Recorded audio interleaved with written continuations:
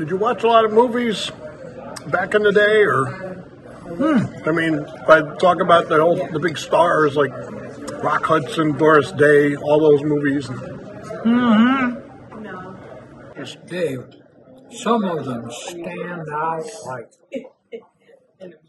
searchlights. Quick, fun story. 1938.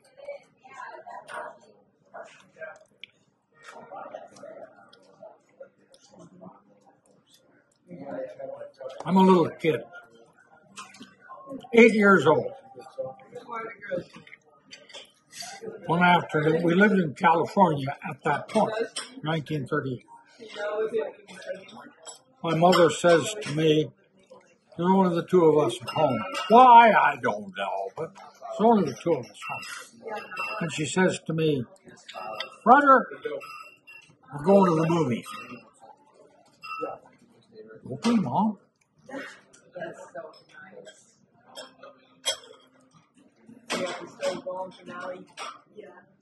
Now don't forget, at age 8, when I go to the movies, what I'm used to doing is going to the Saturday afternoon matinee with 1,000 other kids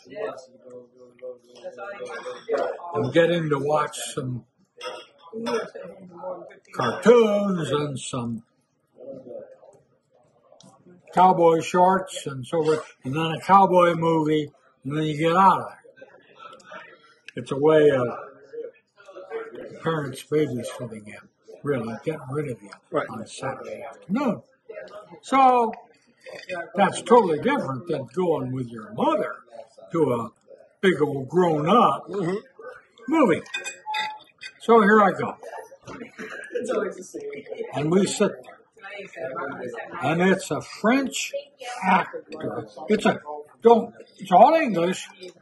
It's an American movie called Love Affair. A guy named Charles Boyer and a lady named Irene Dunn, who, as I look back on her, she was not a glamour girl. I mean, not a sexy glamour girl, but boy, whenever you saw a picture of her and you were an adult and you looked at a picture of her, well, you said to yourself, wow, that's a pretty lady. So we sit there. I'm 8 years old. Black and white movie. And in my book, as an 8-year-old kid, the whole thing keeps getting dumber and dumber and dumber. I can't even figure what's going on. My mother is sitting there. And for the last 1/4 of the movie, the waterworks are flowing. Oh my God! She's crying like a baby. So finally, the whole thing's over. And I sit there saying, what the heck did I just see? And I have no idea. But we go home. And Dad comes home from the office. Go on with our lives. 1938. Now we've got to fast forward 17 years. 1955. Austin, Texas. I'm a first lieutenant. Got my own crew. We're on Bergstrom Air Force Base. There's a movie at the theater. An affair to remember. Cary Grant. So cold in here? When Irene we'll think of her name in just a minute. Boy, she was pretty good. I know, I can't think of it. But anyway, so I said to Margot, we both like Cary Grant. It's funny. And let's go to the movie tonight. So we went. I put down the 25 cents for each of us. That's what you paid for the movie in those days. At least on the base, that's what you paid for the movie. It's difficult. Sitting there watching this thing go on. Well, now we're approaching halfway, approaching 3/4 of the way through the movie. The whole plot. You sit there and you watch it, and it's all starting to fall apart for our heroine. And it's not looking good. I'm sitting there looking at it. Dave, for the last quarter of that movie, I'm sitting there looking at it, and before long, I'm telling you, the waterworks are going. I am sitting there, I'm bawling like a baby, and all of us, whoa. And all of a sudden, I'm saying to myself, oh, 4-letter word. I have been here before. And little by little,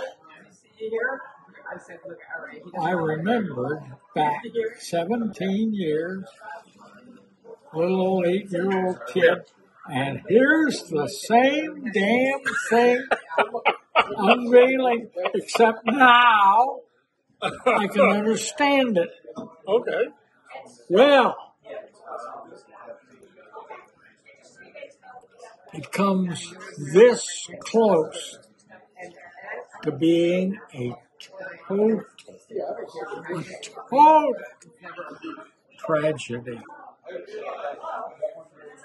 And all of a sudden, in the last 2-3% of the movie, the whole thing turns around. Cary Grant suddenly catches on, and the whole thing turns around, goes like this, and boy, it all turns out to be, you talk about a winner. Oh my God. And finally it's all over, and I have in my collection at home, I have 2 tapes of An Affair to Remember. And if you would like some night, not, well, I'm sure you don't, in the last scene of the movie, I can sit there and prattle away and mimic every word that Cary Grant is saying. Deborah Carr. Okay. Yeah. And the story, very simply, is he's a playboy. And every time you turn around, he's got another rich playgirl, rich lady that he is squiring around. Well, and that's the source of lots of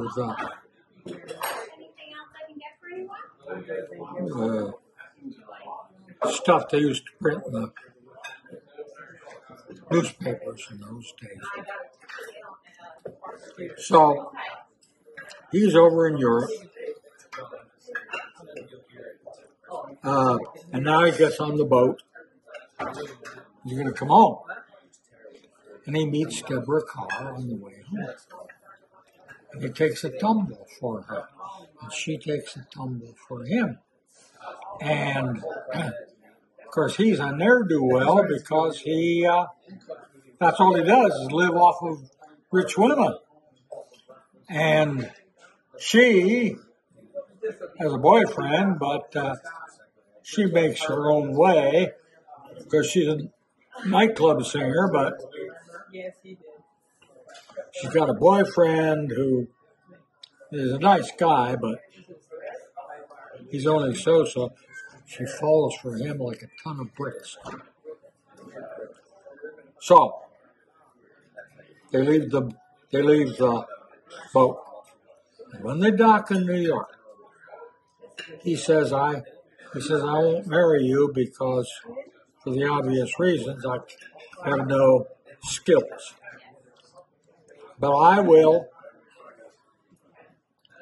try to improve my painting because I am a good painter. And so, if I can be a successful painter and sell paintings and make money, then we will meet on the top of the Empire State Building in 6 months. She says, okay. And in the meantime, so she gets rid of her boyfriend, who is a rich guy, but she's waiting for Cary Grant. Well, she goes to the foot of 34th Street, jumps out of the cab, runs for the Empire State Building. She's about 20 minutes late. She runs across the street and the cab hits her. So now she's in the hospital. Noel Cary Grant has been very successful as a painter. So now he's got lots of money and he's doing well. And he waits and he waits and he waits on the top story of the Empire State Building. She doesn't show up. So 6 months or so go by. And she is basically paralyzed from the waist down. And so now it's Christmas time. She's in her little apartment in New York City. And her boyfriend has stuck with her, but isn't really going anywhere because she won't marry him. So he stops by, he appears at the door to see her. And he has a present for her, which is his mother's lace shawl. Because they had met. Oh boy, that's a real tearjerker. Because when they're coming back from the cruise, they stop at some islands and they go meet the mother, and the mother is dear. And, oh boy. And the mother says, well, I'll send you this shawl if I'm gone. She does. Except she sends it to him. So he stands around, he talks with her for a little while, and he goes back and forth, and he complains that she never showed up, and really gives her a hard time. She won't confess to it, but they talk back and forth, all very low key. And you're sitting there in the audience, you're saying, why in God's shape won't she say anything? And no, she won't. And finally, he says, well, I'm going on a cruise and leave tonight on the boat. And maybe I can find some pretty girl to fall in love with and so forth. And he's been giving her a hard time. And he goes to the door. And he's got his hat on, reaches for the doorknob, and he stops and he turns around. And that's how close they come for the whole thing to end up in the tank. Instead, he looks at her, and she's sitting there with her feet up on the sofa. And he says, you know, I painted you like that. And she says, oh. And he says, yes, yes. He said, I'm whatever the guy's name is that runs the gallery that handles his painting. Oh, yeah, such and such a guy told me that a lot of people liked it, but said I couldn't bear to part with it. And then a few days ago, a girl came in and she liked it. And he liked her to go along with it. And he said, and she was sitting there and then he stops. What he's about to say is she was sitting there in a wheelchair. Okay. And instead he says that she was sitting there and then he stops, stone cold, and boy, he throws his coat down on the sofa and starts running around the apartment. And he said, so I told him to give her the painting, and that's where the painting went, and blah, blah, blah. And he opens the door, steps into her bedroom, because it's a one-room apartment. The photography is fantastic, because the camera is focused on his face. And right next to him is her Painting? No. The painting is behind the camera. And the camera can see his face, and in the mirror on her dresser, you can also see the painting in the background. Okay. And he sees that painting, and he knows that it was her in the wheelchair. You talk about some really good acting. He goes through about 15 seconds. Oh, he closes his eyes, and you can just see what's going on up here. He's just saying, what a bad name I am, and he's kicking himself and hating himself. Finally, he comes walking out and kneels down next to the sofa. It only takes about 3 more minutes, and the movie's over, and they're hugging and kissing. The movie all ends up magnificent. Now I've got to watch it. You've got to see it. By the time you get to if you have any sentiment to you, if you're a sucker for a good ending, Okay. you got to try that. All right. We will try that. Oh. Most of it is a comedy, but boy, towards the tail end. My favorite Cary Grant movie was Father Goose Oh! with Leslie Caron. Mm-hmm. Mr. Engel, you need to be a father figure to these girls. I'm not going to be a father figure or a brother figure or an uncle figure. The only figure I'm going to be is a complete stranger figure. That movie I've seen a dozen times. Easily. Really? Oh, loved it.